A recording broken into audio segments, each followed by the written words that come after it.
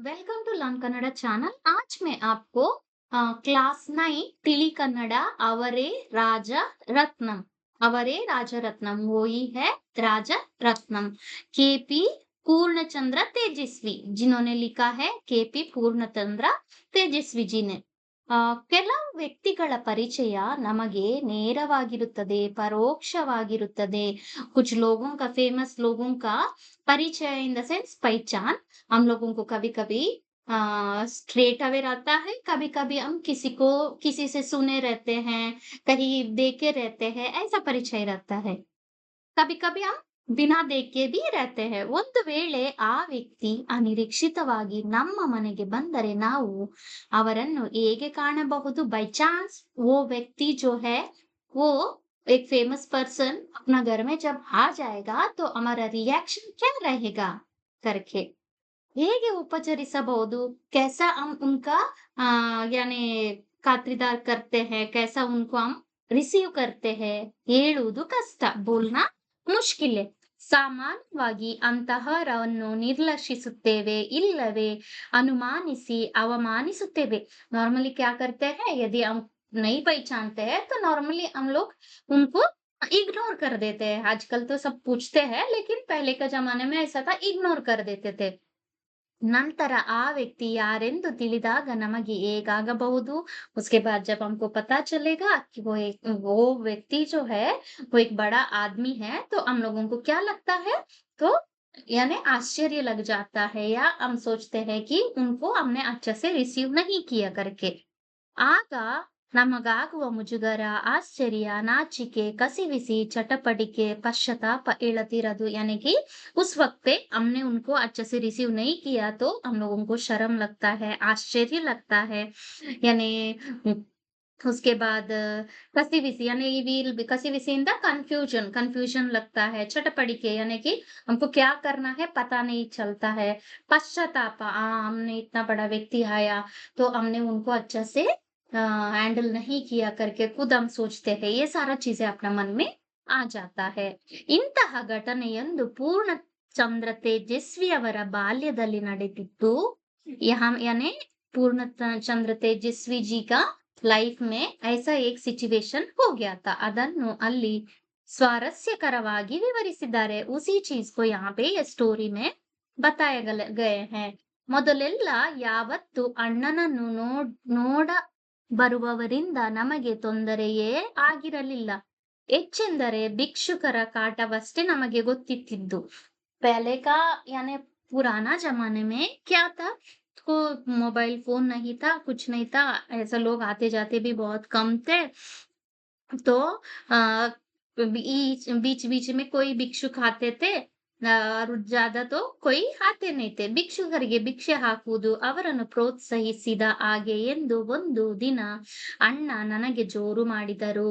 यहाँ राजरत्नम का ब्रदर जो है, जब भिक्षुक घर पे आता है तो तुमको देना नहीं चाहिए, कुछ देना नहीं चाहिए, क्योंकि उनका जब हाथ पैर सही रहते हैं तो उनको खुद को अपना काम करना चाहिए, कमा के खाना चाहिए, ना कि भीख मांग के खाना चाहिए करके यहाँ राजरत्नम जी का ब्रदर उनको समझाते हैं. ಅವರು ಆಶ್ರಮದಲ್ಲಿದ್ದಾಗ ಒಬ್ಬ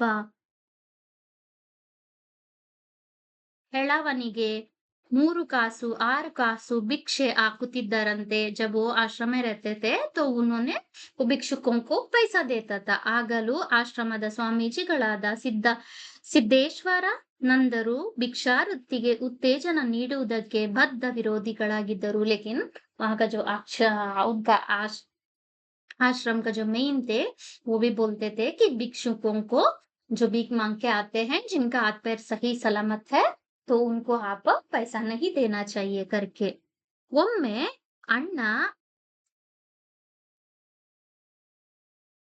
ಅಣ್ಣ ಆ ಏಳುವ ಎಳವನಿಗೆ ಭಿಕ್ಷೆ ನೀಡುತ್ತಿದ್ದಾಗ ಆಕಸ್ಮಿಕವಾಗಿ ಸಿದ್ದೇಶ್ವರ ನಂದರು ಅಲ್ಲಿಗೆ ಬಂದರು. एक बार मेरा ब्रदर जब भिक्षा दे रहा था, तो दे रहे थे तो सिद्धेश्वर नंदरू, वहाँ का आश्रम का जो मेन आदमी है, वो आ जाते हैं. ಕೈಕಾಲೆಲ್ಲ ಸೊಟ್ಟ ಮಾಡಿಕೊಂಡು ಸ್ವಾಮಿ ಎಂದು ಕರುಣಾಜನಕವಾಗಿ ಅಂಗಾಲಾಚುತ್ತಿದ್ದ ಆ ಹೆವಳ ಸಿದ್ದೇಶ್ವರರ ನಂದನನ್ನು ನೋಡಿದ ಕೂಡಲೇ ಸಟ್ಟನೆ ಕೈಕಾಲುಗಳನ್ನು ನೆಟ್ಟಗೆ ಮಾಡಿಕೊಂಡು ವೇಗವಾಗಿ ಆಶ್ರಮದ ಆವರಣದಿಂದ ಆಚೆಗೆ ಓಡಿ ಹೋದನಂತೆ। लेकिन वो जो भिक्षुक आया था, उसका हाथ पैर सब कुछ ठीक था। वो ऐसा ही अपना हाथ पैर को मोड़ के आया था भिक्षा मांगने के लिए। जैसा वो आश्रम का सिद्धेश्वरा नंदा जी को देखता है, तो अपना हाथ पैर ठीक करके वो भाग जाता है। ಸಿದ್ದೇಶ್ವರಾನಂದರು ಅಣ್ಣನ ಮೂರ್ಖತನಕ್ಕೆ ಸರಿಯಾಗಿ ಛೇಮಾರಿ ಮಾಡಿದರು. ಅಣ್ಣನಿಗೆ ದುಡ್ಡು ಕಳಕೊಂಡಿದ್ದಕ್ಕೆ ಹೆಚ್ಚಾಗಿ ಇಷ್ಟು ದಿನ ಮೋಸ ಹೋದದ್ದೆಲ್ಲ ಮೋಸ ಹೋದೆನಲ್ಲ ಎಂದು ಹೆಚ್ಚು ಬೇಸರ संगति आयतु। उसके बाद उनको क्या लगता है कि इतना टाइम मैंने ये आदमी को पैसा दिया, वो सारा उसने चीटिंग से पैसा लिया करके उनको लगता है। ಅಣ್ಣ ಆಗಾಗ್ಗೆ ನಮಗೆ ಈ ಕತೆ ಹೇಳಿ ಭಿಕ್ಷೆಗೆ ಬರುವವರೆಲ್ಲ ಸಾಧಾರಣವಾಗಿ ಮೋಸಗಾರರು ಜೋ ಭಿಕ್ ಮಾಂಗ್ನೆ ಆತೆ ಹೈ। ನಾರ್ಮಲಿ वो लोग चीटर्स रहते हैं। ಮೋಸಗಾರರು ಇಸ್ ದ ಚೀಟ್ करते हैं। ಅಥವಾ ಕದಿಯಲು ಏನಾದರೂ ಇದೆಯಾ ಎಂದು ನೋಡಿಕೊಂಡು ಹೋಗಲು ಬರುವ ಕಳ್ಳರು। नहीं तो किसी के घर पे दिन में देख के जाएंगे, रात में आके चुराने के लिए कुछ है क्या करके देखने वाले चोर रहते हैं। ಕಳ್ಳರು ಇಸ್ ದ ಚೋರ್। ಇವೆಲ್ಲ ದುಡಿದು ತಿನ್ನಲು ಇಷ್ಟವಿಲ್ಲದ ಸೋಮಾರಿಗಳು ಇವರೆಲ್ಲ, यानी ये सब लोग अपना काम करके खाने के लिए उनको नहीं लगता है, वो लोग आलसी लोग। सोमारी तनाइज आलसी को बोला जाता है। ಆದ್ದರಿಂದ ಅವರಿಗೆ ಭಿಕ್ಷೆ ಹಾಕಿ ಪ್ರೋತ್ಸಾಹಿಸಬೇಡಿ ಎಂದು ಹೇಳ್ತಿದ್ದಾರೆ। इसलिए वो बता रहे थे कि उनको यानी कि भीख मांगने वालों को पैसा मत दो करके। ಆದರೂ ಅಮ್ಮ ಮಾತ್ರ ನಮ್ಮ ಮನೆ ಹತ್ತಿರ ಬರುತ್ತಿದ್ದ 2-3 ಜನ ಕುಷ್ಠ ರೋಗಿಗಳಿಗೆ ಕನಿಕರದಿಂದ ಭಿಕ್ಷೆ ಹಾಕುತ್ತಿದ್ದರು। लेकिन मेरी मम्मी क्या करती थी, कुष्ठ रोगी उसके बाद यानी उस वक्त पे वो ये रहता है, यानी कुष्ठ रोगी यानी स्किन डिजीज रहता है ना, उनको वो खाना खिलाते थे। ನಾವು ಮಾತ್ರ ಅಣ್ಣನ ಬೋಧನೆಯನ್ನು ವಹಿಸಿ ಯಾರು ಮನೆಗೆ ಬಂದರೂ ಮುಂದೆ ಹೋಗಪ್ಪ ಎಂದು ಕೂಗುತ್ತಿದ್ದೆವು। यानी हम सिर्फ हमारा ब्रदर का बात सुनते थे। कोई आते हैं तो आप आगे जाओ करके हम भेज देते थे। ಒಂದು ಸಾರಿ ಬಿಳಿಯ ಅಡ್ಡ ಪಂಚೆ ಹಾಗೂ ಬಿಳಿಯ ಅಂಗಿ, ಮೈ ಮೇಲೆ ನಸುಕಂದು ದೋತ್ರ ಹೊದ್ದವನೊಬ್ಬರು ನಮ್ಮ ಮನೆ ಬಾಗಿಲು ತೆರೆಯಲು ಸಾಹಸ ಪಡುತ್ತಿದ್ದುದನ್ನು ನೋಡಿದೆವು।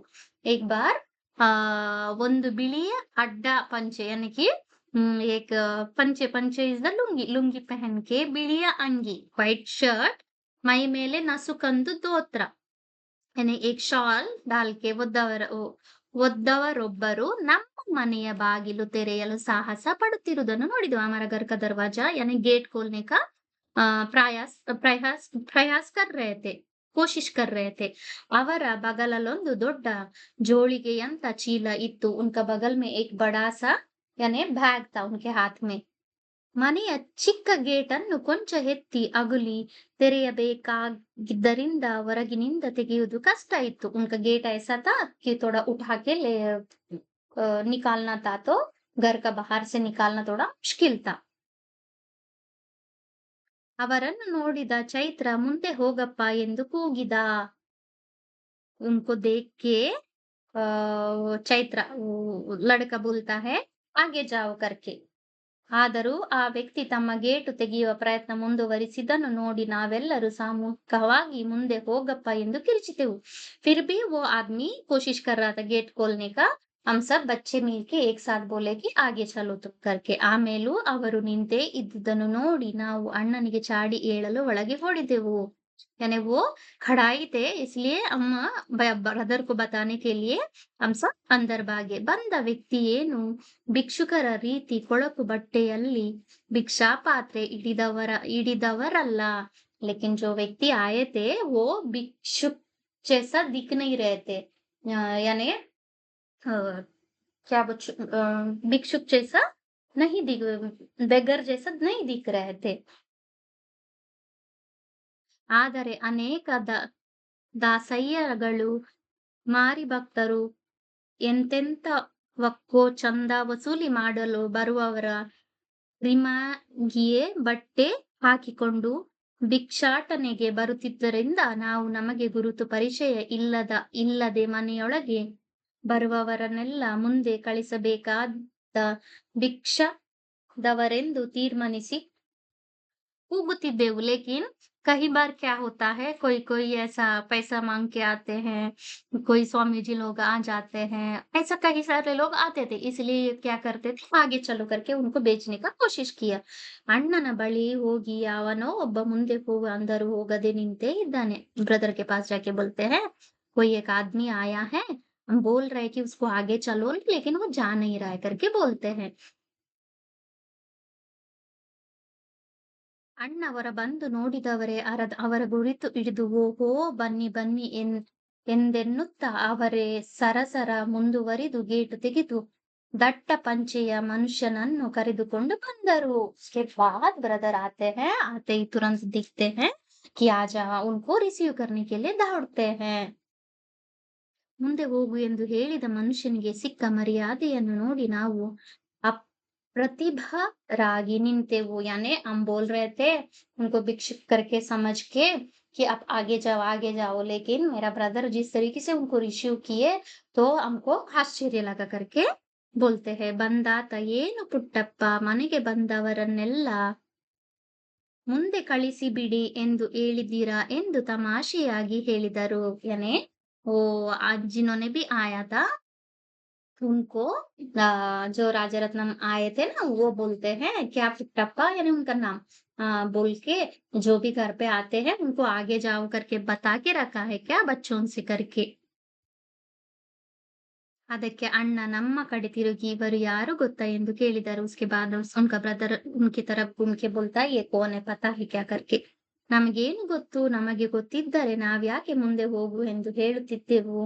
यानी कि वो लोग खुद से सोचते हैं, हमको क्या पता है, यदि पता रहता तो हम तो नहीं बोलते कि आगे चलो करके. ನಮ್ಮ ಪಿಳಿ ಪಿಳಿ ಕಣ್ಣುಗಳನ್ನು ನೋಡಿ ನಿಮ್ಮ ಪುಸ್ತಕದಲ್ಲಿ ಬಣ್ಣದ ತಗಡಿನ ತುತ್ತೂರಿ ಕಾಸಿಗೆ ಕೊಂಡನು ಕಸ್ತೂರಿ ಓದಿದ್ದೀರಲ್ಲ. आपका बुक में एक पोयम है, बಣ್ಣದ ತಗಡಿನ ತುತ್ತೂರಿ ಕಾಸಿಗೆ ಕೊಂಡನು ಕಸ್ತೂರಿ करके. वो पोयम आप लोग पढ़े हैं ना, ಇವರೇ ಅದನ್ನು ಬರೆದವರು. वो राइटर जो है यही है, ಅವರೇ ರಾಜರತ್ನಂ करके बोलते हैं.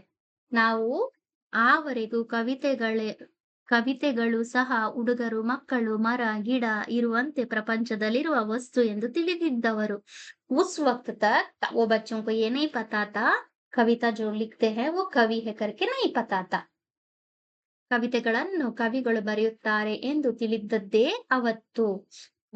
ಆ ಮೇಲಿನಿಂದ ನಾವು ಕವಿತೆ ಓದುವಾಗಲೆಲ್ಲ ಅದು ಮುಗಿದ ಮೇಲೆ ಕೆಳಗೆ ಕೊಟ್ಟಿರುವ ಕವಿಯ ಹೆಸರನ್ನು ಬಾಯ್ಪಾಠ ಮಾಡಿಕೊಂಡು ಕಿರುಚುತ್ತಿದ್ದೆವು. उसके बाद वो लोग क्या करते थे, जो भी कविता पढ़ते थे तो उनका नीचे में जो कवि का नाम था वो पढ़ लेते थे. ರಾಜರತ್ನಂ ಆಮೇಲೆ ಯಾವಾಗಲಾದರೂ ಮನೆಗೆ ಬಂದಾಗ ನಮ್ಮನ್ನು ಕಂಡರೆ, ಏನ್ರಪ್ಪ ಒಳಗೆ ಬರಬಹುದೇ, ಮುಂದೆ ಹೋಗಬೇಕೋ ಎಂದು ತಮಾಷೆ ಮಾಡುತ್ತಿದ್ದರು. उसके बाद जब भी वो राजारत्नम वहां पे उनके घर पे आते थे तो वो बोलते थे कि क्या मैं अंदर आ सकता हूँ या जाऊं करके वो बोलते थे. जिन्होंने भी अभी तक मेरा चैनल सब्सक्राइब नहीं किया है, प्लीज चैनल सब्सक्राइब करो. जो भी लेसन आपको चाहिए वो मेरे को मैसेज डाल दो, मैं वीडियो बना के 1 डे लगेगा मुझे वीडियो बनाने में, ताकि तुरंत कोई बोला तो मैं बना के नहीं डाल सकती हूँ. आज आप बताओगे तो कल मैं उसका वीडियो बना के डाल देती हूँ. उसका क्वेश्चन आंसर बहुत जल्दी बन के कल तक मैं अपलोड कर दूंगी. जिन्होंने भी मेरे चैनल अभी तक सब्सक्राइब नहीं किया है, प्लीज सब्सक्राइब माय चैनल. उसी तरीके से आप अपना फ्रेंड्स के साथ भी जिनको भी जरूरत है वो शेयर कर दीजिएगा. Thank you.